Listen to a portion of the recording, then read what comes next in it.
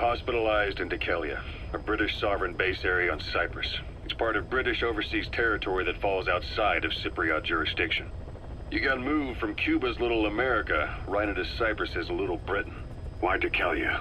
The UK and the US remain close allies. The last place Cypher would think to look for you is inside their own system. That's what kept you safe in British military hospital for 9 years. The safest place from a whale is inside its own belly. You were a regular Geppetto. Well, it wasn't Pinocchio who led me out to safety. So who was that guy? Cypher went so far as to attack British territory, burning their own ally. That's how badly they wanted you dead. He said I was in a British military hospital. But the doctor had a Greek accent. They hire locally. Easier to trust them. Dikelia is also home to Greek Cypriots, after all. What about the Turks? They haven't returned to the south. Not yet. The Cyprus dispute is still a long way from resolved. The country is just as split as it was in '74. Turkish Cypriots in the north, Greek Cypriots in the south. Between them, the Green Line, the UN established. And Dikelia sits right on top of it. It does. Part of the buffer zone between the two groups. Another reason it was the perfect place to hide you. Easy to spot any outsiders snooping around. So how do things stand? Now, last year, the Turks declared that the Turkish Republic of Northern Cyprus is an independent state, though it's only Turkey that recognizes it. In the past, the Greeks and Turks lived side by side in the same villages. There are reasons to fight. Those came from the outside. Greece, Turkey, Britain, America, they all had their own stake in pitting the two sides against each other. But once you spark something like this, it's impossible to control. Both sides build up grudges like debt, without the foresight to see that each act of revenge just fans the flames, and then it's too late for other nations to rush in with peace talks. The embers keep on smoldering. Each nation's arrogance only breeds anarchy. The world is paralyzed by this hunger for revenge.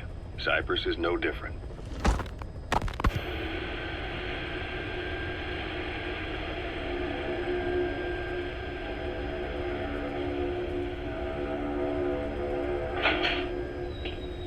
You're up.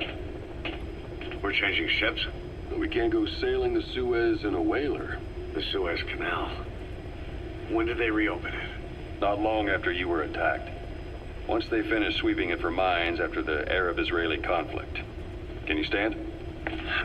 We're going to transfer to a container ship for passage through the Suez. Our destination is Pakistan, Afghanistan's neighbor to the south. There, we disembark and head via Peshawar to the Zero Line, the border. We'll travel to the Khyber Pass by road. And then? We continue on horseback. Afghanistan's main roads are under Soviet control. We'll need to go around them. It'll be all narrow, winding paths through the mountains. We'll do better on horseback. It's a local guerrilla tactic. They use the higher ridges to avoid air recons. Then they charge down the mountains for ambushes. The Soviets still haven't devised a counter-strategy. Our time frame is only half as much as we really need. It'll be a tough march. Better horses than boats. Well, it'll make for good physiotherapy. Take the time to get used to that new arm. While the Soviets have indicated they are not participating in the Los Angeles Olympics, primarily because the United States has made no attempt to guarantee the safety of the Soviet Union's athletes, the United States is increasingly demonstrating the belief that the issue has nothing to do with its preparations, and in fact this is retaliation for the Western nations' boycott of the previous Moscow Olympics. That concludes today's news. That's quite some news. The Soviet Union not attending the LA Olympics? Yeah. Andropov's death has changed some things. They're calling it revenge for the Western boycott of the Moscow Olympics. Countries boycotted the Moscow Olympics? Yes. In protest of the Soviet Union's invasion of Afghanistan. Over 50 countries were absent. It's too bad I didn't get to see Yamashita's judo.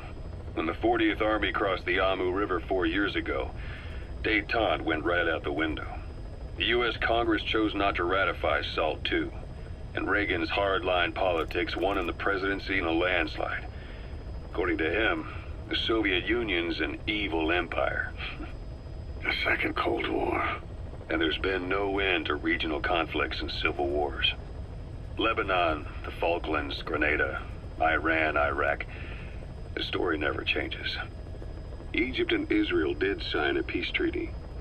But then the driving force on the Egyptian side, President Sadat, was assassinated afterward.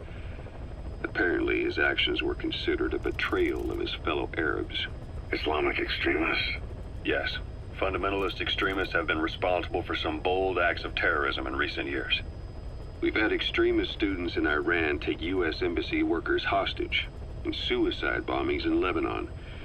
Over 300 foreign soldiers stationed there have been killed. But countries have yet to develop an effective means of dealing with terrorism. Afraid of losing their own men, they've pulled their forces out, handing private forces a golden opportunity. Private forces? Small armies with no national affiliation, working for the highest bidder. That's right, they got the idea from you. After Mother Base went down, they began spreading to meet the soaring demand. Miller's organization is just one of many PFs now. The entire world is after you. But at the same time, it needs you too. Miller told me about what happened in the Caribbean 9 years ago. You do remember Miller. You'd formed a private army with him. An army with no allegiance to a nation. I remember, but... I see. You're not sure what's fact and what's a fantasy caused by the coma. It's still all a mess, huh? All I can do is tell you the facts as they were told to me. I've gone easy on you up until now. But this is where the hard stuff begins. 1974, the year before you entered your coma. You were in Colombia, operating with a small unit of men, basically mercenaries. Miller was among them. Miller was trying to find a way to turn his and your talents into a line of work. He was looking to start a business where you would fight on behalf of others around the world, those who needed military force. But the reality was, at that time, you didn't have enough gear to equip your own men. Then Miller came across this client. It was a huge job he was offering, but you had a shot at pulling it off. You accepted it and headed into Costa Rica. The client even threw in an offshore facility in the Caribbean. The Mother Base, that would be your new base of operations. Miller sure did have a head for business. As your mission went on, your unit grew and grew. More weapons, more money. Before you knew it, you were commanding 300 men. As the organization got bigger, your military powers swelled to match. It got so the international community couldn't afford to ignore you. You were just too damn successful for your own good. You, your men, had worn out your welcome. Everyone was out for you. East, West, First World, Third. It was only a matter of time before someone took you down. And that was XOF. Officially, they're an anti-terror unit under the CIA. In reality, they're Cypher's private strike force. They lured you to Cuba using Chico, the Nicaraguan revolutionary kid, and Paz, a mole who worked for Cypher as bait. While you were gone, XOF, posing as a nuclear inspection team, stormed Mother Base. At the same time, C4 they placed on the strut legs went off. The whole thing went down in minutes. XOF.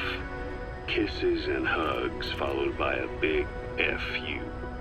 All because of Miller's blind spot. A back door into Mother Base no one suspected. You remember a certain scientist? Huey was responsible for bringing the inspection team on board, giving the enemy a perfect opportunity to hit you at home. You were returning from Cuba when it happened. Mother Base came damn close to taking you with it into the Caribbean. Those of your men out on assignment returned right away. They refused to believe the wreckage in the water they found was Mother Base. But they checked the coordinates again and again, until reality finally settled in. You were supposed to die that day. That was XOF's primary objective. As far as most folks know, you did. The first doctor to see you wasn't even sure what he was looking at. Before they'd even finished operating, your men moved you to that hospital in Cyprus. It was a woman named Eva who arranged that. Rings a bell, huh? Most men in your condition would have been written off right from the start. But you survived. You went straight down to hell, and they pulled you out. Your eye wide open. Full of venom. The days of naked Snake are long gone.